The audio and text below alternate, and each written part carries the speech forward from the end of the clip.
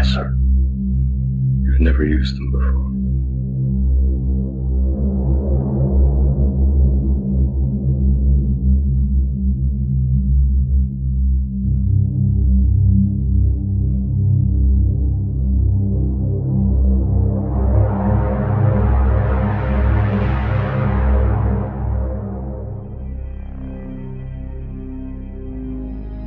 This satanic industry puppet was interviewed on Vlad TV recently and announced that he's a clone created in a genetics lab in Canada named Clonade. I guess you originally were born in Jersey? Yeah. Originally, my first gen. I'm a second gen now. I was cloned by Clonade in Canada. My model number is 0112568, if anyone wants to see the registration in Clonade. Okay, so you're a test tube baby? Yeah. Obviously, he's making an absurd claim, and I almost didn't do a video on this because it is absurd. But there's something about this that caught my attention that everyone seemed to miss, so I'm jumping back in here to share with you what I saw. Right off the bat, the line of questioning in this interview was curious, like it was worked out in advance, and posed the idea of the norms around death. 16, you lost like 3 friends? Turn up. What was that like being a teenager and suddenly seeing all that death around you? I didn't really feel anything. I didn't even go to a lot of the funerals. Dying as a teenager is not the norm. Where I'm from, it is. Yeah, but in the grand scheme of things, in the grand scheme of life, it's not the norm. You know, you're supposed to live until you get to an old age and then pass away, like, you know, Aretha Franklin. I believe in a new norm now.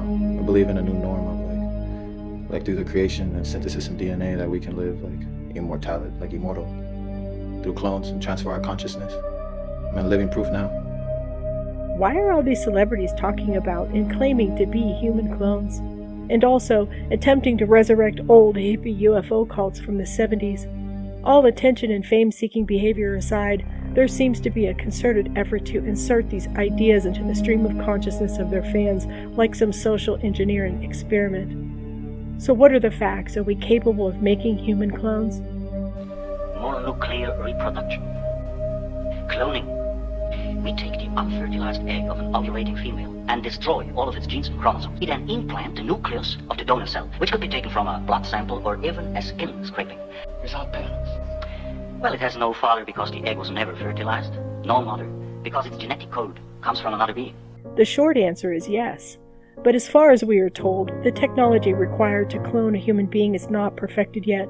There's a multitude of ethics and procedural problems, fetal death, severe deformities, premature death, failure after failure. It's not looking too good for the cloning business, animal or human.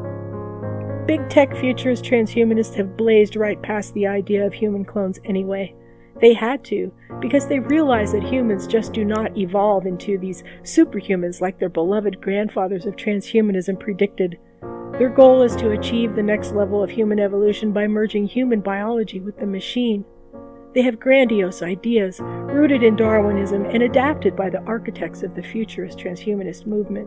Darwin, Nietzsche, Crowley, Huxley, and pretty much every science fiction writer from modern literature, or should I say, futurist propagandists, which is how their works are used, all come from a very specific worldview, one that's radically antichrist, devoutly atheistic, and megalomaniacal in its desire to not only modify humanity, but ultimately to wrench all of creation from the hands of its true creator to do with it what thou wilt.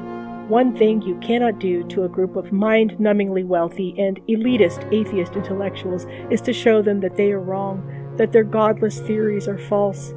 The philosophy and cultural position of the transhumanist is to achieve human advancement through technology. More specifically, transhumanism demands the use of artificial enhancements to push mankind towards something more than human. At its core, it's a form of utopianism, the belief that human beings can change themselves and create a heaven on earth. Ultimately, they desire to eliminate human biology altogether because, well, it just keeps getting in the way of their goals. Ray Kurzweil is here. He has been called the rightful heir to Thomas Edison.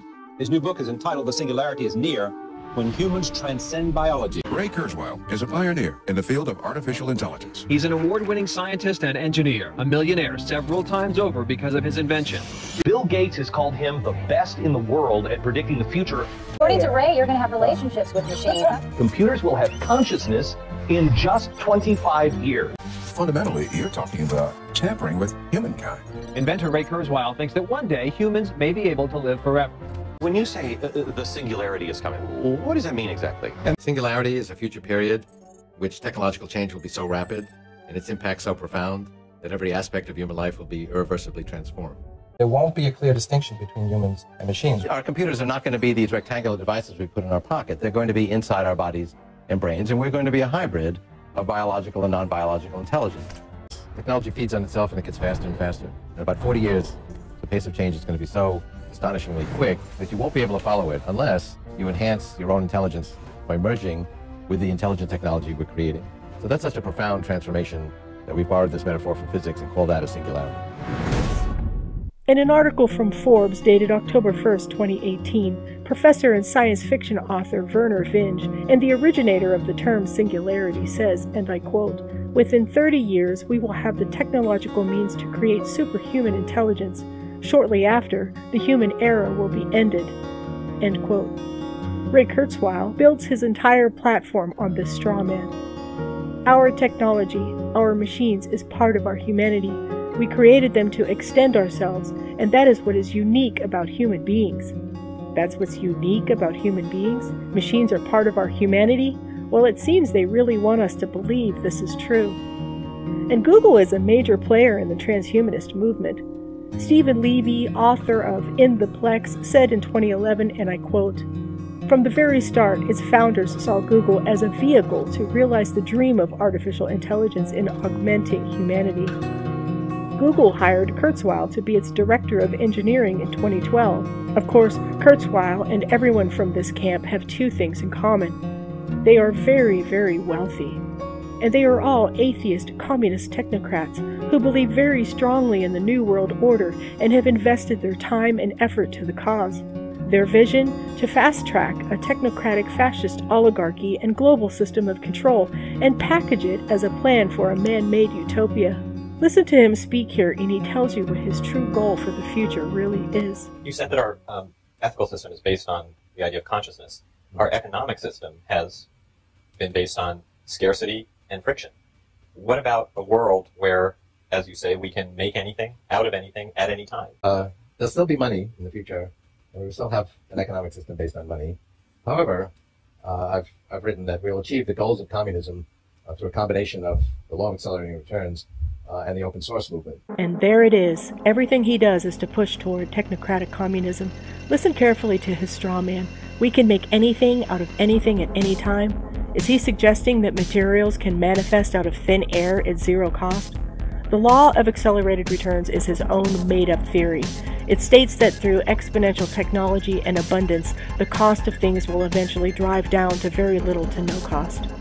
Open source is the idea of shared intellectual property. In other words, you don't get to own your intellectual property. It's made available for public use for free. All of these things are not only absurd and easily refuted with actual facts, but are facets of communism.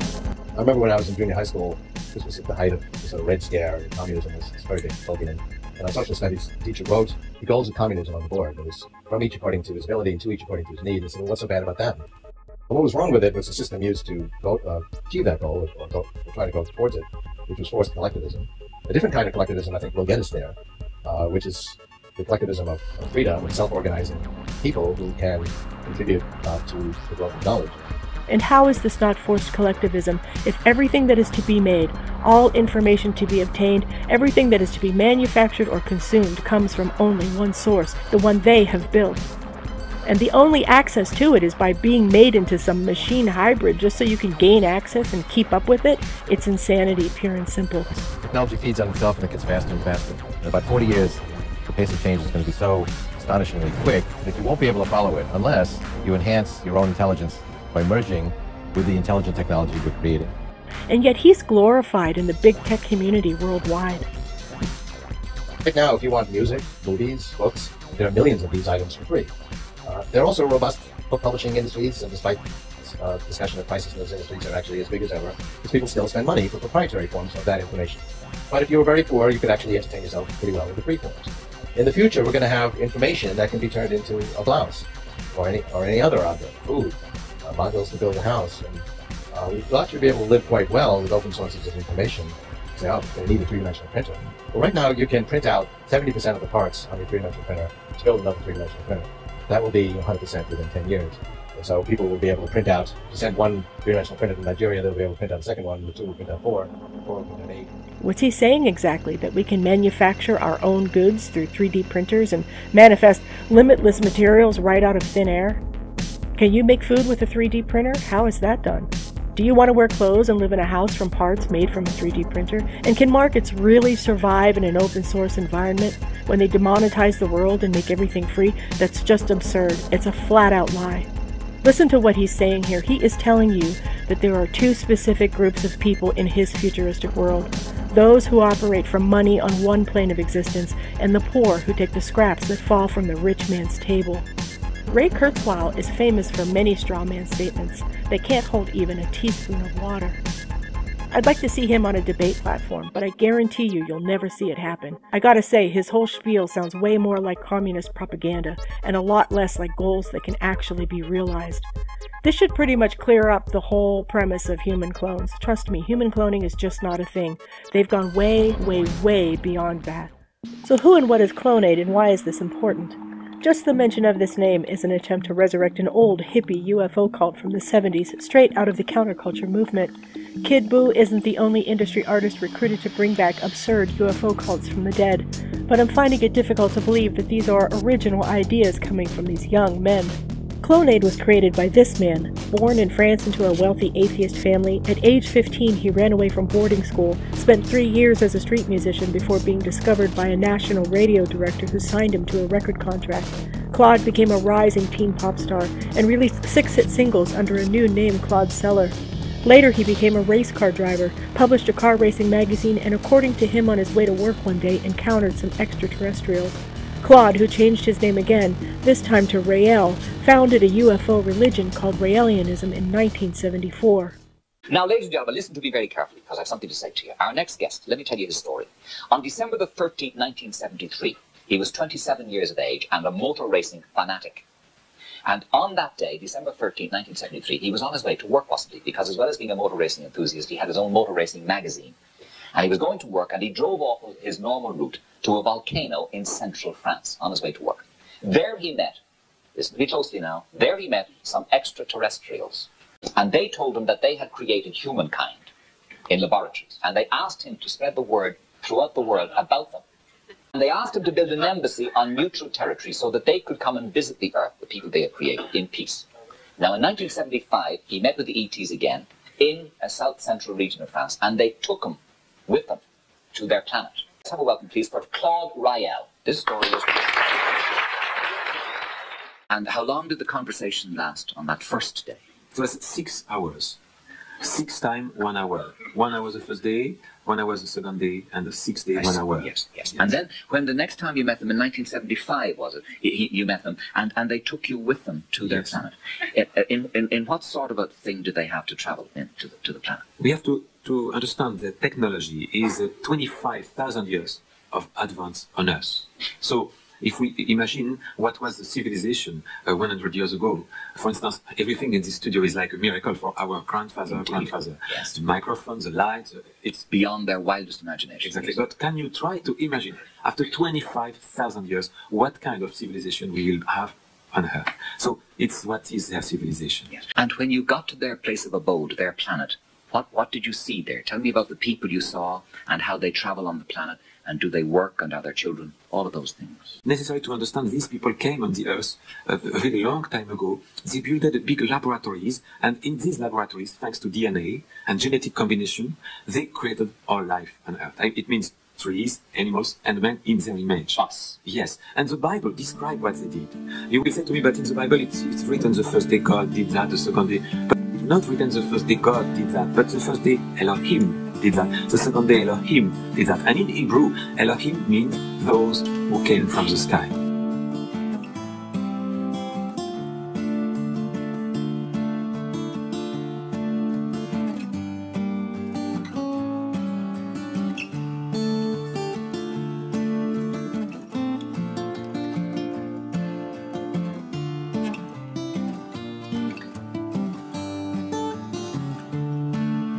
Tell me about when you got to the planet. What sort of life they led anyway when you got there? They have no, of course, they have no work like we used to have work.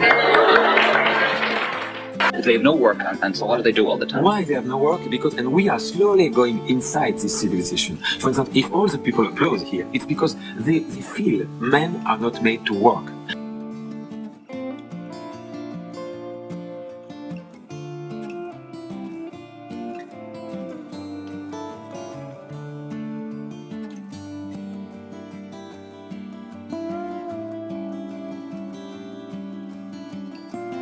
We have computers, we have robots, and we are not here to work like a machine. Machine can work for us, going slowly inside this kind of civilization. But they have 25,000 of scientific advance on us. There is no money on that planet. There is no money. There is no armies. Yes. There is no violence. And there is no disease. Because scientifically they organize it. So what do they do all day? They do what men are made for. Create, think, and advance themselves. Fascinating. Rael's extraterrestrials just happen to live in an advanced, technocratic, communist civilization. And in case you didn't pick up on the name, Rael is a Hebrew name meaning Lord of the Light. Rael is the name of an angel. Joining the Raelian movement requires, of course, an official apostasy from all other religions and worldviews. And of course, using technology, in this case, cloning human beings, as a means to eternal life. I am so happy to see what's happening in the world right now about money. The financial institutions are crumbling down, and that's beautiful because it's in the Reagan message I brought more than 33 years ago, and it's happening. And now the king of the money, the dollar, is in free fall, and I think it will not stop. And the only solution the Elohim explained to us is the creation of a world government and a world currency, which is a first step towards the disappearance of money. The only way to save humanity is the creation of a world government and a world currency. News, and it is everywhere. Now, Clonate, a company backed by a group called the Raelian Religious Movement, claims to have produced a human clone. So far, there's been no evidence to prove that. But could that all change today? I'm very, very pleased to announce that the first baby clone is born. Can that be true? Or is it some kind of twisted tale made up by a group of people calling themselves the Raelians? Late last year, Raelian Bishop Dr. Bridget Waslier announced that a biotechnology company named Clonate had done it. The Raelians believe that humans evolved from aliens through cloning. Cloning leads to eternal life. Their spiritual leader, 56-year-old former race car driver and journalist Rael, founded the organization after he allegedly was abducted by aliens in 1973. Randolph Wicker is the founder of the Human Cloning Foundation. And Randolph, you've been sitting here for a long time. You've listened to both sides of this debate. You're right in the middle of it. Why haven't they produced this baby? Do you believe that cloning can happen? Do you believe that they do have a baby? No, they don't have a baby. This is the biggest stunt, sort of a mixture of P.T. Barnum and Father Divine, and they've made a fantastic show of it. But they have no proof, and they haven't cloned anyone. You talk about investing money. Advanced Cell Technology, your own corporation, big technology companies are pursuing cloning, but they're pursuing therapeutic cloning through stem cell research. Because cloning today is not viable, and these people are only exploiting cloning, and I personally don't disagree with him. I think this Rael is simply a victim of his own delusions. On the whole planet, according to Rael's book, cloning is a reward for the good life. So cloning is very central to your religion, and even though I don't agree with your viewpoint, that I don't share your panel with your experts, with Brigitte Bossier, I spent days in Montreal. They didn't even understand stem cells when I was there.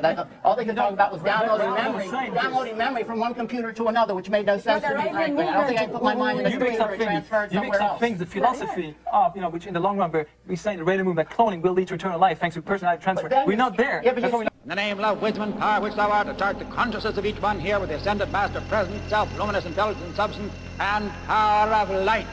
That goes before, giving each student the invincible protection by the power of light, and the invincible directing intelligence. J. Gordon Melton, an American religious scholar, distinguished professor of American religious history, and ordained minister, identifies the first UFO religion as I Am activity, founded in the 1930s. The I Am movement is the original Ascended Masters cult, founded by Guy Ballard and his wife Edna in Chicago, Illinois in 1938. It is an offshoot of Theosophy and a major precursor of several New Age religions that followed. The movement had up to 1 million followers in 1938 and is still active today. In the book UFO Religions, authored by Christopher Hugh Partridge, he writes that the I Am movement can be seen as the obvious theosophical forerunner to UFO religions, and to the thought of UFO religionists as not a UFO religion at all, but as a theosophical religion. UFO cults are merely a storefront for theosophical Luciferianism. Every one of these UFO cults utilized a technocratic communism model and maintained a staggering number of followers. UFO cult leaders include George King, who founded the Aetherius Society in the mid-50s, L. Ron Hubbard, and Scientology. L. Ron Hubbard was also a science fiction author, by the way. Marshall Applewhite and Heaven's Gate, the Urantia movement, Alan Noonan of the Industrial Church of the New World Comforter. I could go on and on. I will include futurist and eugenicist Gene Roddenberry of Star Trek fame in this list of cult leaders, as he is the icon of futurist and transhumanist globalists who trot all over the earth spearheading the Star Trek model of technocratic communism. Listen to any futurist and you will hear them sing the praises of Star Trek. You might think that I make videos condemning technology, or that technology should be abolished and we all should return to some off-grid pioneer life, stoking fires and burning candles for light. That's not the case. Although this might be the inevitable alternative for Christians during the Great Tribulation period, I believe that sophisticated tool-making, which is essentially what technology is, was innovation and invention given to mankind by God himself, designed to assist mankind in caring for the earth for which we once had dominion. It was not until Satan cleverly wrenched the deed and title of earth from the hand of Adam, and with it man's dominion over it in that pivotal moment in the garden, that technology was turned to the side of the wicked. Technologies provided to us by fallen angels known as the Watchers taught men to make weapons of war. They taught us to fabricate mirrors and gave us cosmetics, jewelry making with precious stones, fashion and glamour. They taught sorcery and divination, incantations, spells and magic medicine. They taught astrology, gave us theater, and the art of the deception of man, otherwise known as chicanery and duplicity. Technology has become a weapon of mass destruction. And we know how this story ends. The Bible is unfolding right before our eyes, and who is able to see it?